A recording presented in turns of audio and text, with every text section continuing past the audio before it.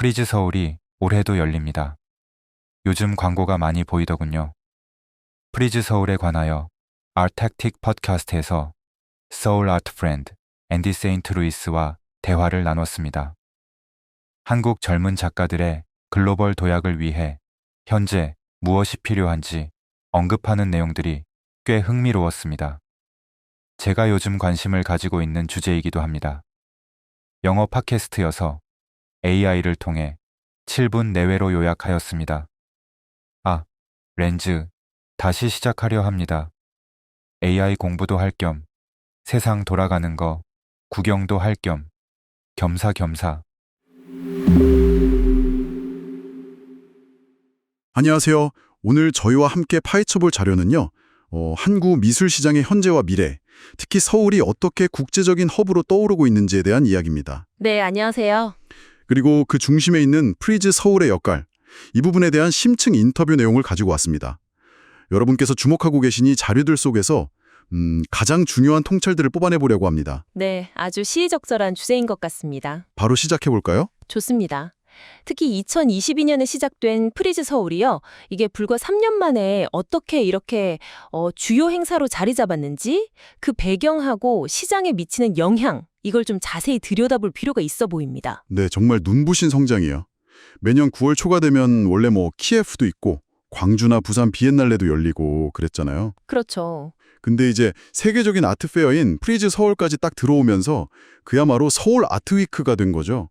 정부, 그러니까 문화체육관광부에서도 코리아 아트 페스티벌 이걸 통해서 KIF 패키지 같은 거나 미술관 접근성 확대 이런 걸로 힘을 보태고 있고요. 그래서 그런지 KIF랑 같이 포엑스에서 열리는데 방문객이 7만 명 이상 몰린다고 하니까요. 이건 아시아 대표 주자인 아트바잘 홍콩이랑 거의 비슷한 수준이거든요. 와, 7만 명이요? 대단하네요. 네, 열기가 정말 대단한 거죠. 그리고 내용 면에서도 계속 진화하고 있어요. 프리즈 필름도 확장하고 신진 작가를 위한 프리즈 서울 아티스트 어워드도 있고 올해는 또 프리즈 라이브라고 퍼포먼스 아트 프로그램도 새로 생겼더라고요. 프로그램도 계속 강화되는군요. 참여하는 갤러리들 수준도 여전히 높다고 들었어요. 가고시언이나 하우즈앤워스 같은 거물급 갤러리들은 당연히 오고요. 맞습니다. 수준은 유지되고 있죠. 그런데 여기서 좀 흥미로운 지점이 있어요. 전체 갤러리 숫자는 121개에서 116개로 약간 줄었는데 오히려 한국 갤러리 비중은 15%에서 20%로 늘었다는 거예요. 그건 좀 생각해 볼 부분이네요. 네, 이게 뭘 의미할까요? 혹시 일부 해외 갤러리들의 그 초반 관심이 약간 식고 있다는 신호로도 볼 수 있을까요? 충분히 제기될 수 있는 질문입니다. 게다가 그 뉴욕의 아모리 쇼랑 개최 시기가 겹치는 문제도 여전하거든요. 맞다. 그것도 있었죠. 네, 프리즈가 아모리 쇼를 인수했는데도 불구하고 같은 주간에 열리니까 아무래도 미국 컬렉터들을 서울까지 오게 하는 데는 좀 한계가 있겠죠. 이런 점들을 고려하면 마냥 낙관적으로만 볼 수는 없을 것 같습니다. 그렇군요. 그런 일정상의 어려움에도 불구하고 그래도 세계적인 갤러리들이 서울에 계속 들어오는 그 큰 흐름 자체는 분명해 보이는데요. 그건 맞습니다. 2016년에 페로탕이 처음 들어온 걸 시작으로 해서 팬데믹 이후까지 페이스, 리만 머핀, 타데우스 로파, 글래드스톤 이런 굵직한 이름들이 계속 서울에 자리를 잡았죠. 네네. 특히 페이스 같은 경우는 정말 투자를 많이 했어요. 3계층의 전시장뿐만 아니라 티하우스, 칵테일바까지 갖췄으니까요. 와, 규모가 상당하네요. 근데 단순히 공간만 여는 게 아니라 실제 한국 미술계하고 어떻게 관계를 맺고 있느냐 이 부분도 중요할 것 같은데요. 바로 그 지점에서 리만 머핀의 행보가 좀 주목됩니다. 그 서도 작가나 이불 작가와 오랫동안 협업 관계를 맺어왔고요. 네. 유명한 작가들이죠. 네. 그리고 서울에서 전시를 할 때도 현지 관객을 좀 고려해서 기획하고 최근에는 한국 작가 2명을 또 추가로 영입했다고 해요. 오, 적극적이네요. 국제적인 작가들을 소개하는 데 더 집중하는 경향이 있는데 이런 점에서는 리만 머핀이 좀 더 지역사회 기여나 이런 측면에서 차이를 보이는 부분이라고 할 수 있겠죠? 그렇군요. 그럼 이런 갤러리들의 진출, 또 프리즈의 열기, 이런 분위기 속에서 실제 시장 분위기는 좀 어떤가요? 요즘 전 세계적으로는 미술 시장이 다소 주춤하다 이런 이야기가 많잖아요. 네, 한국 시장도 그 흐름을 완전히 비껴가진 못했습니다. 작년부터 판매가 좀 둔화되는 추세가 감지되고 있고요.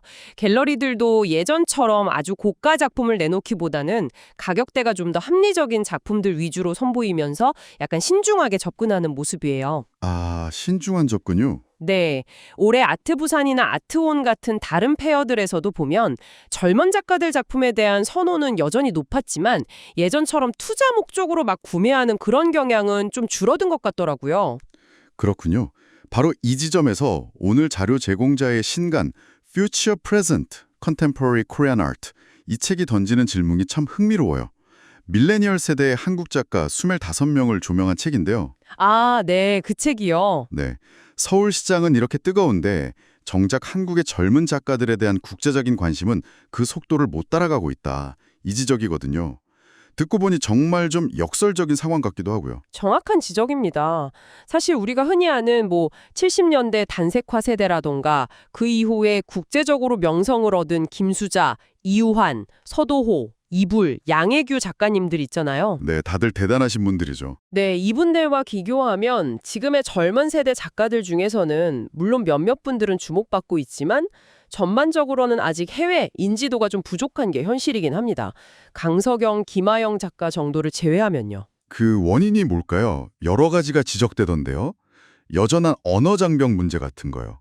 작가뿐 아니라 비평이나 담론 형성에서도 너무 한국어 중심이라는 한계? 네, 그게 크죠. 그리고 또 출판 경향도 있어요. 동시대 비평보다는 아무래도 좀 미술사적인 저술을 더 선호하는 경향이 있고요. 아, 그렇군요. 그리고 결정적으로 일본의 무라카미 다카시나 쿠사마 야요이, 중국의 아이 웨이웨이처럼 국제 미술계의 시선을 그냥 한몸에 받는 그런 슈퍼스타급 인물이 아직은 우리 젊은 세대 작가 중에는 없다는 점도 꼽히는 것 같아요. 슈퍼스타의 부재. 네, 결국은 이 젊은 작가들의 작품 세계를 해외에 더 효과적으로 알릴 수 있는 그런 접점을 계속 늘려나가야 한다. 이게 과제로 남는다는 이야기겠죠? 오늘 이렇게 쭉 살펴보니까요. 서울이 국제미술계에서 정말 새로운 핫스팟으로 떠오른 건 분명해 보입니다. 프리즈 서울의 성공이나 유명 갤러리들의 진출이 그걸 딱 보여주고요. 네, 그건 명확하죠. 하지만 동시에 이 뜨거운 관심이 아직 한국의 젊은 현대 미술가들에게까지는 충분히 연결되지 못하고 있다는 점, 이게 오늘 저희가 발견한 가장 흥미로운 지점인 것 같습니다. 맞습니다. 다른 문화 분야, 예를 들어 K-팝이나 영화, 패션 같은 경우는 정말 세계적으로 성공을 거두고 있잖아요. 그렇죠. 정말 대단하죠. 근데 유독 동시대 미술, 특히 젊은 작가들의 국제적인 확산은 왜 이렇게 더딜까? 이 질문에 대한 답을 좀 찾아가는 과정이 앞으로 중요해 보입니다. 네, 오늘 저희가 함께 짚어본 내용들을 바탕으로요. 여러분께서도 한번 생각해 보시면 좋겠습니다. 한국의 젊은 현대 미술가들이 세계 무대에서 더 큰 주목을 받으려면 과연 무엇이 필요할까요? 이 흥미로운 질문을 남기면서 오늘 분석은 여기서 마무리하겠습니다.